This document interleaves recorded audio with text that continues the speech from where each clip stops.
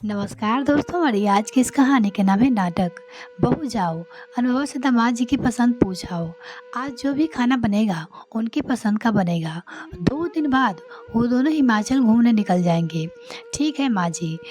बोल अवनी अनुभव से दोपहर के खाने का मेनू पूछकर आती है और खाना बनाने में व्यस्त हो जाती है।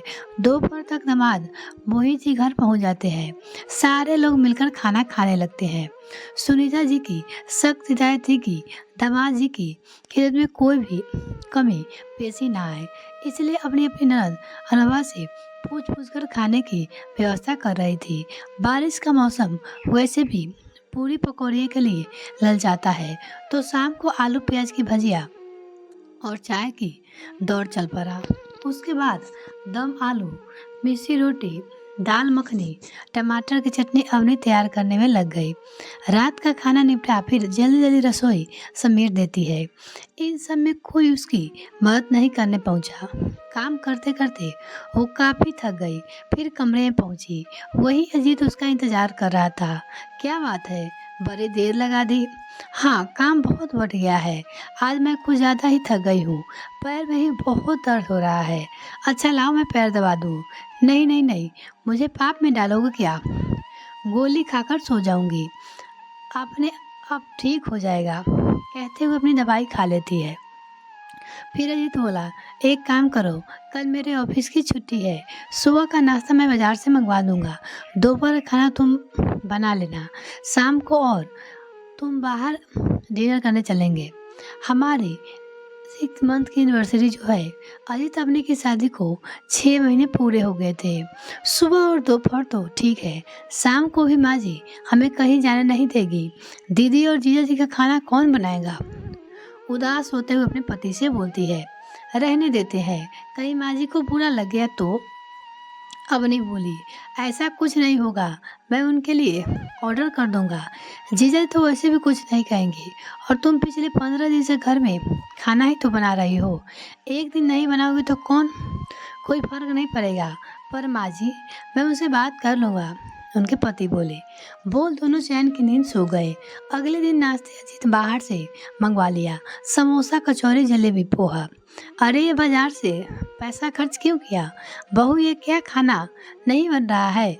सुनीता जी अकड़ते हुए बोली, माँ मेरा मन था, मैंने मंगवा लिया। अपने बेटे की बात सुनकर चुप हो गई, पर मन ही मन सोचने लगी, जरूर बहू ने ही मंगवाया होगा। मेहमान जी भी आ गए और उन्हें काम चोरी सूझ रही है। सुबह नाश्ता हेवी हो गया तो दोपहर में हल्के दाल चावल रोटी पालक की सब्जी बन गई। सुनीता जी बोली, दोपहर में तुमने गाय बकरी का खाना बना दिया है। अब रात को छोले भटूरे, दाल कचौरी, दही बड़े बना लेना। माँ जी, अजीत कह रहे थे कि शाम को खाना बाहर से ऑर्डर कर देंगे। क्यों, तुम्हारे हाथ में मेहंदी लगी है क्या? नहीं, हम दोनों आज बाहर डिनर करने जा रहे हैं। बहू तुम्हें शर्म नहीं आती? घर में मेहमान जी बैठे हुए हैं और तुम मुंह उठाकर डिनर करने की बात कर जाओगी। कौन सा वो लोग रोज रोज हमारे यहाँ आते हैं? कल मेहमान जी चले जाएंगे, फिर पता नहीं कितने दिन बाद आएंगे। उसकी अवनी की सास अवनी से कहती है, तुम कहीं नहीं जा सकती, वो बोली, और अपने प्लान जरा सोच समझ कर बनाया करो। बाहर कितनी बारिश हो रही है, इससे बेहतर है कि रसोई में जाकर खाना बनाओ। अपनी सास की बात सुनकर अवनी की आंखों में आंसू आ गए और वो चुपचाप चली गई। थोड़ी देर बाद बेटी अनुभव के कमरे से जोर जोर से चिल्लाने की आवाज़ लगने लगी। सुनीता जी घबराते हुए कमरे में पहुंची। क्या हुआ बेटा, तू क्यों रो रही हो?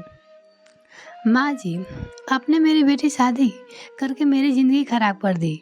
क्यों बेटा, क्या हुआ? मेहमान जी आपने कुछ कहा क्या मेरी बेटी को? ये क्या कहेंगे? इनकी माँ और बहन ने मिलकर मेरी ज़िंदगी नरक बना दी। बेटा ये तू क्या बोले जा रही है? थोड़ा चुप हो जा। सुनीता जी डरती हुई अपनी बेटी से बोलती है। नहीं माँ, अब मैं चुप नहीं रहूँगी। शादी को 2 महीने हो गए। कितनी मुश्किल से हम हिमाचल घूमने जा रहे थे।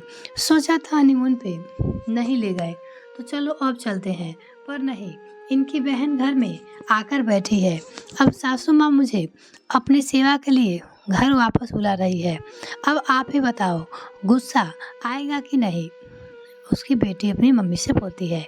सुनीता जी मोहित की तरफ देखते हुए बोले, मेहमान जी, मैं ज़्यादा नहीं बोलूँगी, पर आप ऐसा कर मेरी बिटिया का मन दुखा रहे हैं, कृपया ऐसा ना करें। अब तो आप घर से बाहर निकल भी चुके हैं, तो क्यों न हिमाचल से ही लौटने के बाद ही अपनी बहन से मिल लेना। आखिर पति पत्नी को भी अपने कुछ उम्मीदें होती है, जिन्हें पूरा करना आपका फर्ज है।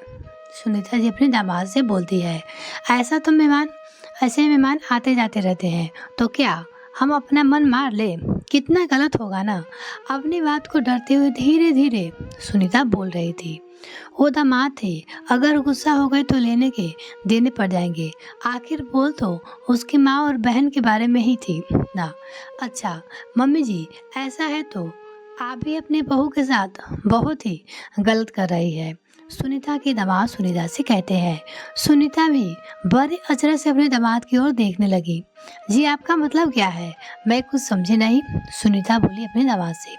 आप भी तो हम लोगों की वजह से ही अपनी बहू बेटी को घर से जाने अपनी बहू को नहीं दे रही हो। भाभी जी पिछले 15 दिन से अपनी ननद की सेवा कर रही है, और जब से मैं आया हूँ देखता हुआ रसोई में सारा वक्त खड़ी रहती है। सुनीता की दामाद बोली, क्या उनका मन नहीं करता होगा कहीं घूमने फिरने का? और आप ही ने तो कहा है मेहमान तो आते जाते रहते हैं, तो फिर आप भाभी जी का मन क्यों मार रही हो? मैं आपकी बेटी को घुमाने नहीं ले जा रहा हूँ तो आपका इतना कष्ट आपको हो रहा है।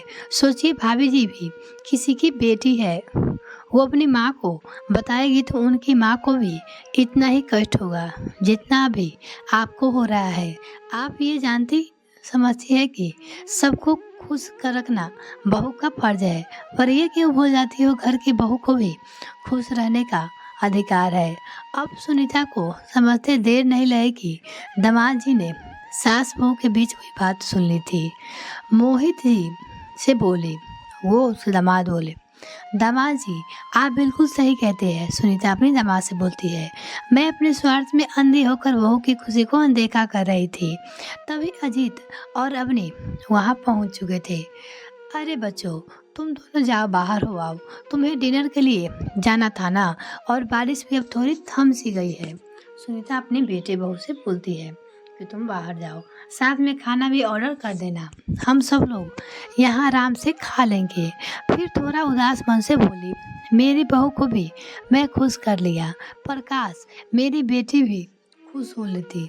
चल रूबा, कल सुबह के लिए तेरी बैग पैक कर देती हूँ, तुझे वापस ससुराल जो जाना है। तब मोहित जी यानी उसके दामाद हंसते हुए बोले, अरे मम्मी जी, मैंने तो नाटक किया था, हम घर नहीं परसों हिमाचल जा रहे हैं।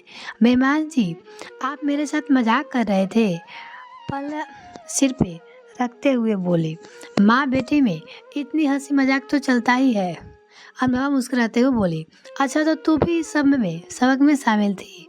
सुनीता जी बोली, मुंह बनाते हुए अपनी बेटी और दामाद से बोलते हैं। हाँ, हर बार माँ अपने बच्चों को ही सही रास्ता दिखाती है, पर कभी कभी बच्चों को भी माँ को सही रास्ता दिखाना पड़ सकता है। बस मैंने और मोहित जी ने यही किया। सबका खाना आ चुका है था। अजीत और अवनी बाइक पे बैठकर डिनर डेट के लिए चल पड़े, अपने कुछ खुशनुमा पल बिताने के लिए। ठंडी हवाएं चल रही थी, पर बारिश थम चुकी थी। आज मौसम का मिजाज कुछ अलग ही था। घर में बहू को भी खुश रहने का अधिकार जो मिल गया था। ये कहानी आपको कैसी रही कमेंट सेक्शन में लिखना ना भूले। वीडियो को देखने के लिए बहुत बहुत धन्यवाद। अगर आपने अभी तक चैनल को सब्सक्राइब नहीं किया तो प्लीज़ सब्सक्राइब कीजिए।